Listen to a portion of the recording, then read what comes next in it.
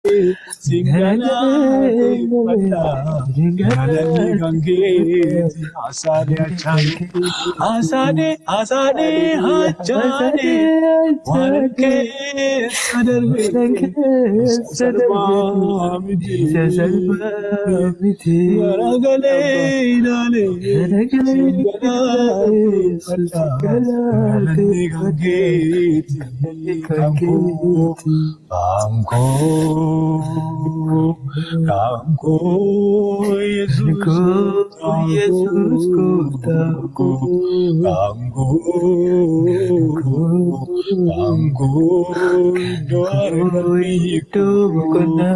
Jinabe Kamko Hallelujah Kamko Yesus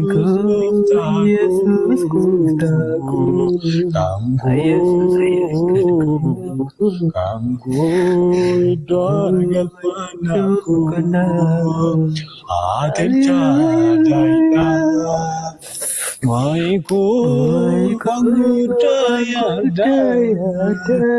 Akanama Mitati Kanapani Gamada Galatasi Atilcha Daina Atilcha Daina Waiku Tayada Akanama Vidadi Anabani Gamada Galatasi Akanama Vidadi Anapani Gamada Galatasi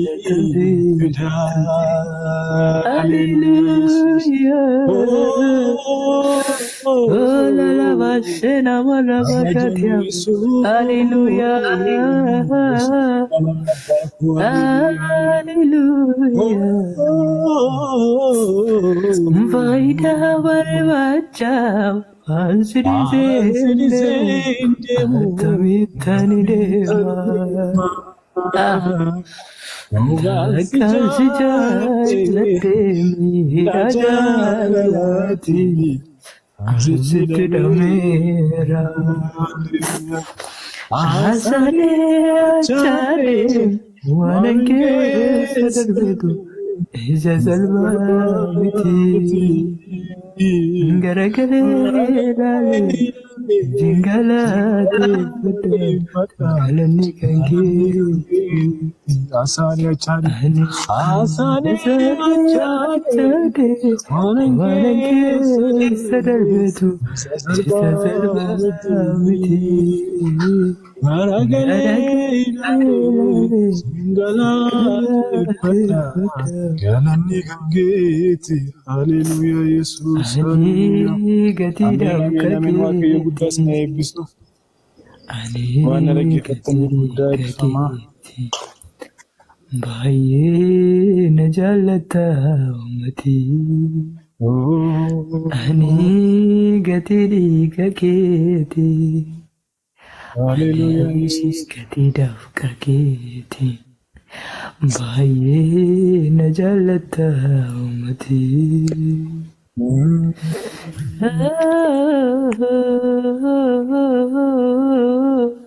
Hallelujah Hallelujah, Hallelujah, can I obey Savania? Hallelujah, Hallelujah, Hallelujah, can I obey Savania?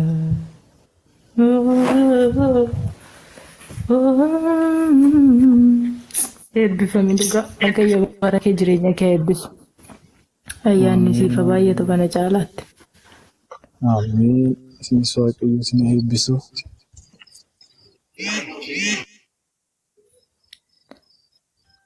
Eebbifamaa jennaa emma beeti. Tarii piroogiraamii nama qabsiistu yoo qabaatteettu nuuf fi wangeelaa takkeen illee nu gidduu jiru tarii yoo sagalee nu qooduu danda'u ta'e itti nuuf afufanii. Tole eebbifamaa dhugu jireenya keessa na eebbisu. Gooftaan si haa eebbisu fikiruuna eebbifame ayyaanni waaqayyo kan macaalas min qabamin maqaa Yesuusiin Ameen. eebbifama waaqayyo baraaf jireenya keessan haa eebbisu. Amma dhuftanis immoo baga nagaan dhuftanii weelkama na dhufu isiniin jedhe hundi keessaniyyuu baay'ee isin jaalanna dhugaa baay'ee isin kabanya. Warri isinii mijatu nu keessanii jirtu waan ta'eef wangeelaawii takkeenis nu bira jirtu kanaaf ammoo gooftaa afurii waaqayyo isin mee dhaloota kanatti dubbadhaa.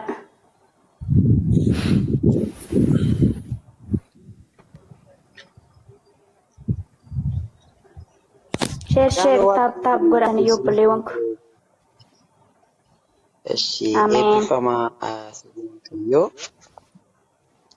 ta'ugaa daqiiqaa 51 na laadhaatii eeggan dhufe akkuma obboleettiin koo jettee anis obboleessi koo faarfataa ture.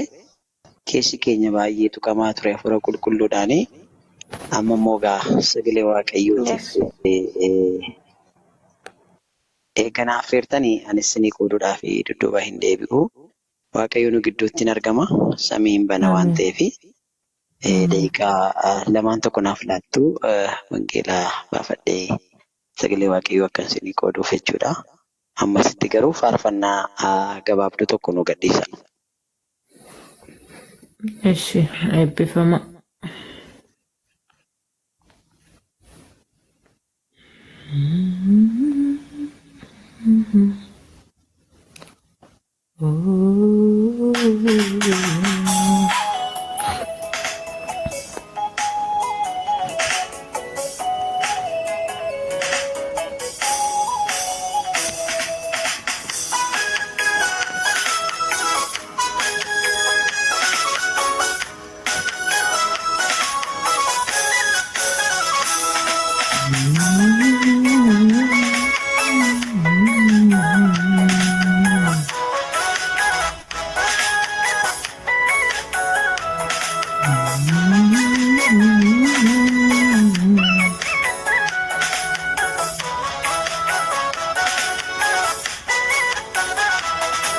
Mina keenan uleebisi bisattiin boreenu qaleessa ormaa wajjin maamila ta'uun kuni takka tutturraan nu balleessa mara hamaa keessa dhaabate baay'eetu galfata kee baata jireenyi biyya ormaan ulfaata turin Yesuus maranaata mara hamaa keessa dhaabate baay'eetu galfata kee baata Manulfata Turin Yesus Maranatha Turin Yesus Maranatha Turin Yesus Maranatha Turin Yesus Maranatha Turin Yesus Maranatha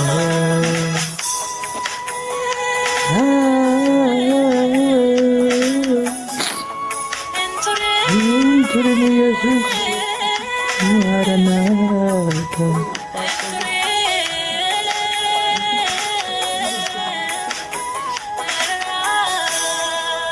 Amala jar kabari sare to Nijolen ke jali no jato Nurwange la navatani to Alam hoy sumarre to Manasa janava kati se Nulu mane mera baka Mundum to kadri yala pate Yerusalem ne jaka Najal to ne ke jal kaba Namoonni beekaman warqeetti ilmaan kee kan kun dhalatanii bineensatu nyaate bakkeetti goota dibamaa nama borii kan biyya gaafa roorroof yaade jabaa dhalootaaf abdatamu ormi gowwoomsee mataane abbaan mul'ataa fagoo ga'u cubbuudhaan gubatee naafata beekaa dubbisiif dhiisu dhammee hundumtuu jaabii baafata. Malam waltummaan biyya dhaalaani amanamummaan kee miidhame irraangamuun babbareedaadha garaa namoota keetti qame namatti deemoo sirtarratti harka isaa kan ol hin fudhanne garaa meeqa daawwitiin musee nu keessitoota maaliif dhabne warra beekna jedhan hirkattoo harmee janni didee wal caalu Gadameessi maabbachuu didee maaloo mucaacha keetiin fidan hojjetoon. Yoo baafattan nutti himaa Wongelaawwiin. Eshi umureera. Gooftaan Yesuus sinaa eebbisu. Eshi sagalee Waaqayyoo irraa galgala kana gabaabaamatti walii wajjin ilaalla. Kanaaf namoonni na gargaaruu sin dandeessu. Baafataan jechuudha.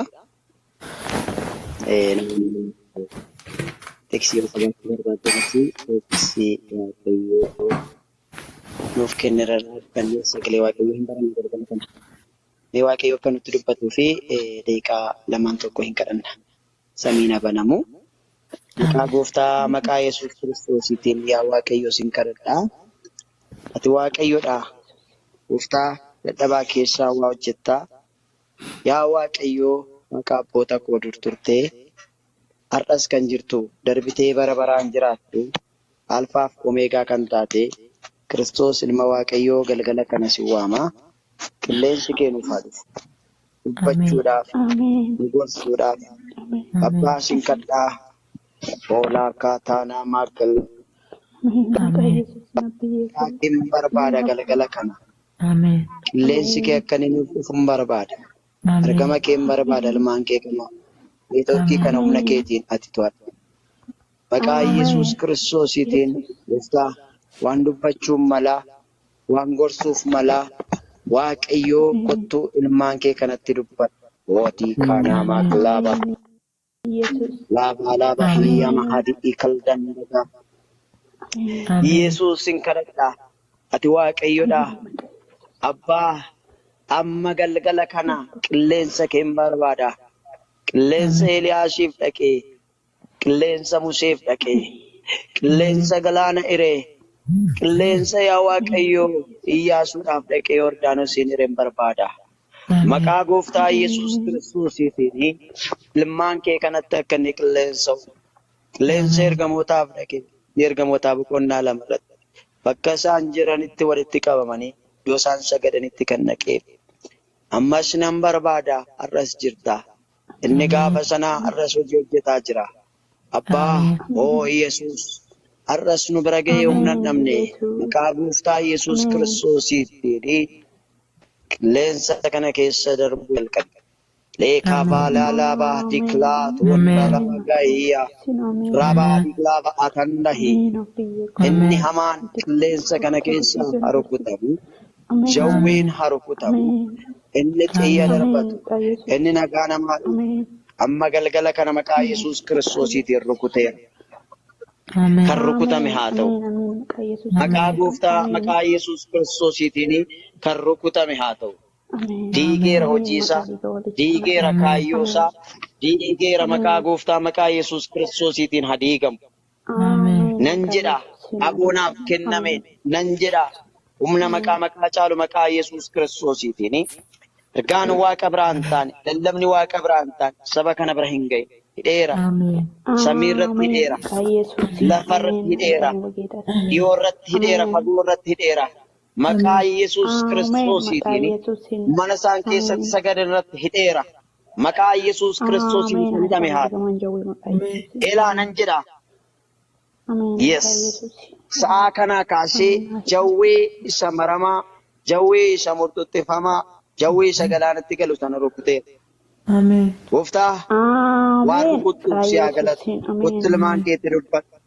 Maqaa Yesuus Kiristoosiitiin kottu ilmaan keetti dubbadhu. Qilleensa kee ergiif. Haaleluyyaa qilleensi kee haa dhufu. Kana hundumaa waan rukuttuuf si haa galatu. Midhaan dhalootaas keessaa waan hiikamu.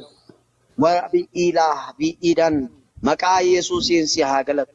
Hafuurichi hamaan inni dhaloota gowwoomsaa ture. Amma maqaa Yesuusiin waan rukutamuuf si haa galatu. Tiiktookii kana keessaa waan waraanamuuf si haa galatu. Humni kee waan to'atuuf ulfaata.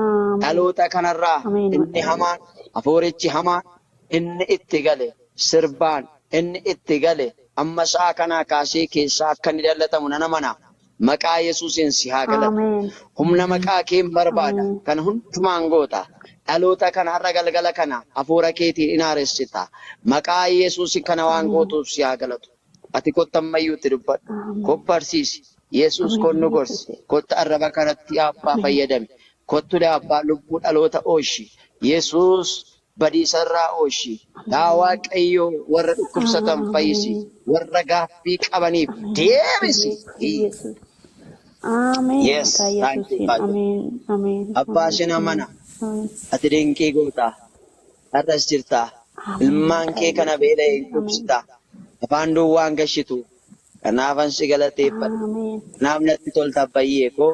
Gooftaa kunoo toora adda addaa keessaatii ilaa miidiyaa kana keessatti walitti qabaman. Bakka isin 2 fi 3 taatanii maqaa kootiin walitti qabamtanittan argama jirti. Yesuus maqaa keetiin walitti qabamte. Kan walitti nu qabe maqaa keeti. Galgala kana maqaa kee kana jala warra jiran toora kana keessa warra ta'anitti itti godhe. Mana isaan keessa jiranitti godhe. ያ አባሽን ቀን በናዝሬቱ በጌታ በኢየሱስ ክርስቶስ ስም ጸልያለሁ። ካሉበት እንድትደርስላቸው ጸልያለሁ። በጌታ በኢየሱስ ከችግራቸው ከነገራቸው እንድታላቅቅ ሀባላ ባጋታን እንድትናገራቸው ስለምታደርግ አመሰግናለሁ። ጌታ ሆይ አሁን ተናገር።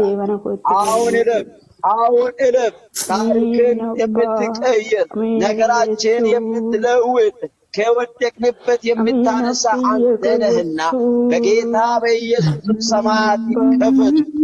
ጸልያለሁ በተሰጠኝ አባቴ ኃይል ተማምኜ ሰማያት ይከፈቱ። ይከፈት በኢየሱስ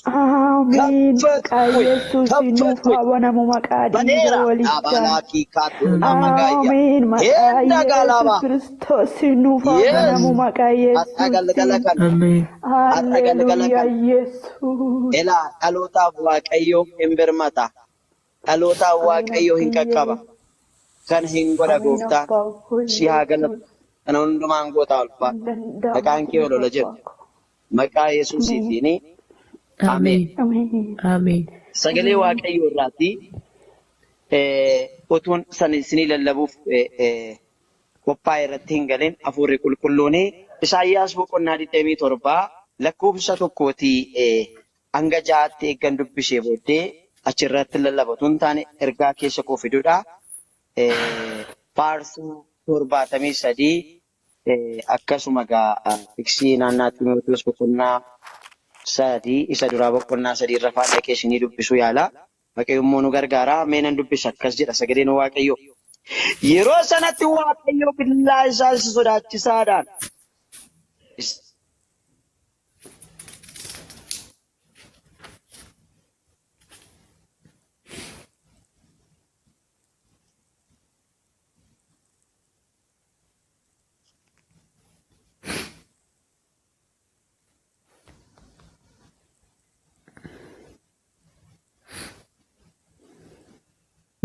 Tuffatee darbee seenaan qabama.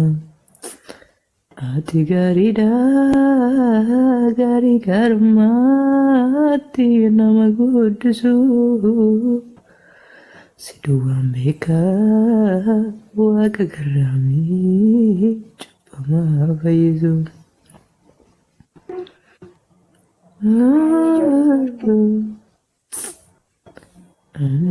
Ganiko, ganiko, asnafne jabiniko,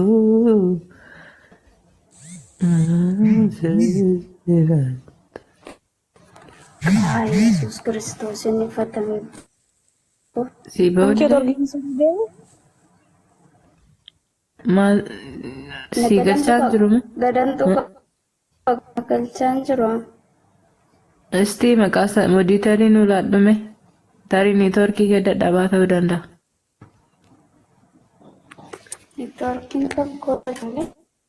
Neetworkiin keessa dadhabaadha fakkaatan kukkuta.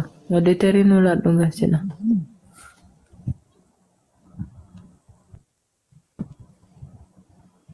Nani sanyii koo barreeffamni koo asnafne jabinni koo. Gani sirriitti ilaalcha koo. Ayo qabi kan sheeyyu.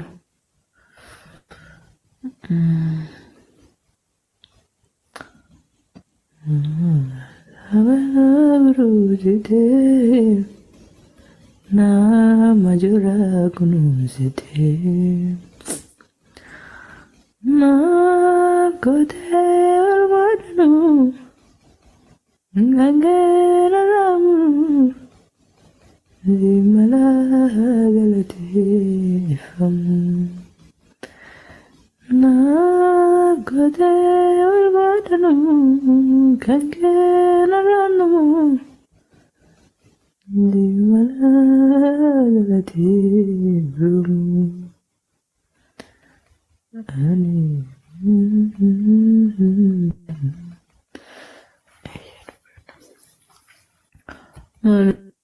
Ati namni moddatara qabu hin jiru Shaalom moddatara si ilaanne isheen duraan.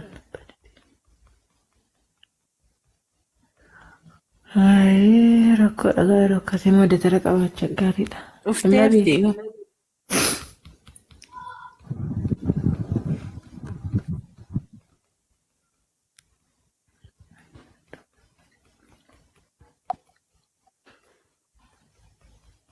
Dhimma beektee bitee?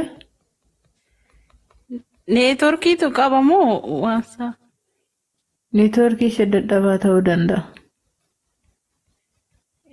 Taap gochaan jiru kanaafidha. Waayifaan ishee dadhabaa yoo ta'e nama rakkisaan. Rakkoon qabu kan ishee yoo dindeetu moddatee rabbi tokko qabaate kun namni galchuu danda'a isaanii.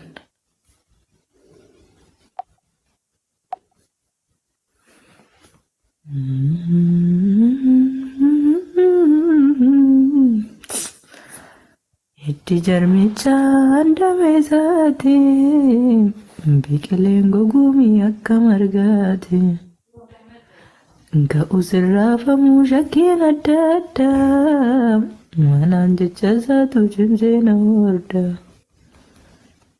ga'us irraafamuu shakkiin adda addaa manaan jecha isaatu cimsee na horda amma lafa nu naquu.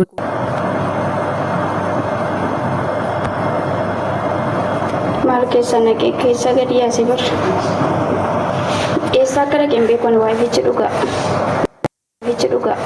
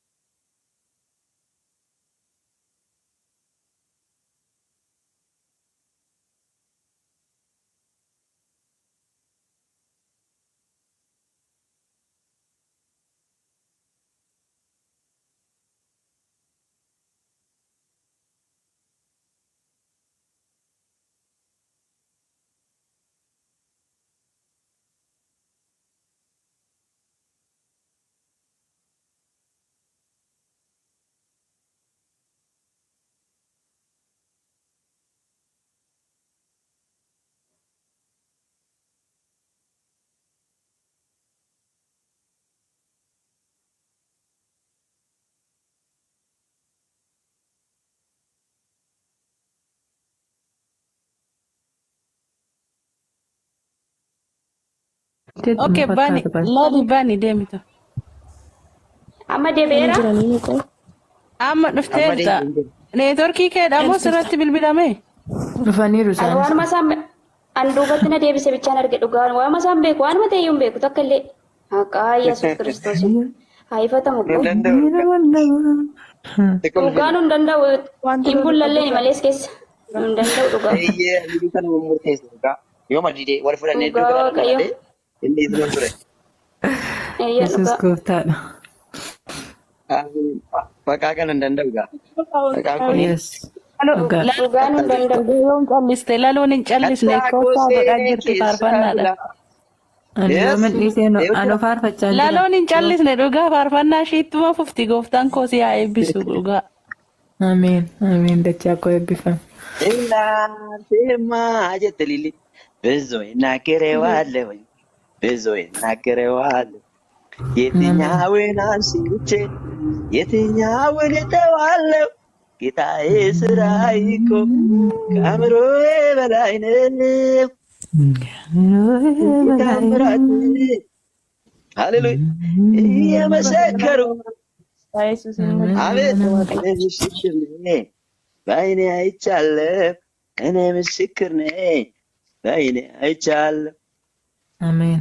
ከአእምሮ ወይ በላይ ነው ፍቅር እኛም ነቲ ዱፌ dhugaa dhalaa qoratu natti dhufe ከአእምሮ ወይ በላይ ነው ፍቅር እኛም መውደድ ክብር እንጂ ሌላማ ምን እንላለን በላይ በላይ ምስጋና እንጨምራለን በላይ በላይ አምልኮን እንጨምራለን ሃሌሉያ ጅረ ኢየሱስ Ameen.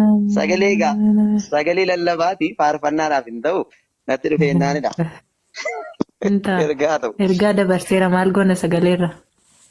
አሜን አካ ከለሎ በሬዱ ባቴ ዴኒ አማጋ መቃ ኢየሱስ ክርስቶስቲኒ irra deebi'anitti dubbisa gaafanni kana dubbifamu hin barbaanne miti hafuurichi seexanichi itti dubbisnaga by the way seexanni raajummaa wayin immoo waan biraa hin sodaatu sagalee waaqayyootiin gaafa isin itti hidhattanii hin danda'u. Yeah. Okay. Yesuus kiristoositti sagalee fudhatee dhaqe seexan. Iddoo akkasitti akkas jedhaa manarraa of darbadhu dhagaa buddeena godhe naani Yesuus Kiristoos maaliin mo'ate sagaleedhumaan mo'ate. Haaleluyyaa. Namni sagalee